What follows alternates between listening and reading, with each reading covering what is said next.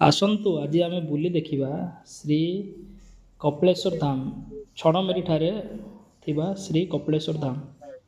ଏଠାରେ ଶ୍ରୀ ଲକ୍ଷ୍ମୀ ନୃସିଂହଙ୍କ ମୂର୍ତ୍ତି ପ୍ରତିମୂର୍ତ୍ତି ପୂଜା ପାଉଛନ୍ତି।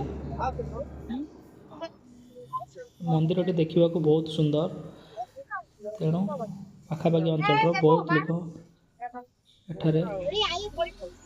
ଏଠାକୁ ଆସନ୍ତି ପ୍ରଭୁଙ୍କର ଦର୍ଶନ କରିବା ପାଇଁ।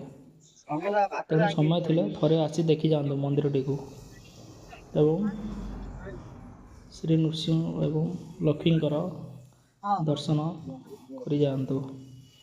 ମନ୍ଦିର ଭିତରେ ବହୁତ ଦେବାଦେବୀଙ୍କର ଫଟୋ ମଧ୍ୟ ସଜାଯାଇଅଛି।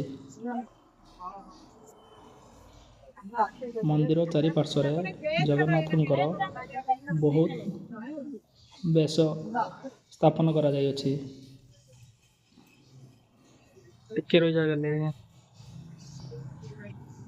ତେଣୁ ସମୟ ବାହାର କରି ଥରେ ମଧ୍ୟ ଆସି ମନ୍ଦିର ବୁଲି ଯାଆନ୍ତୁ।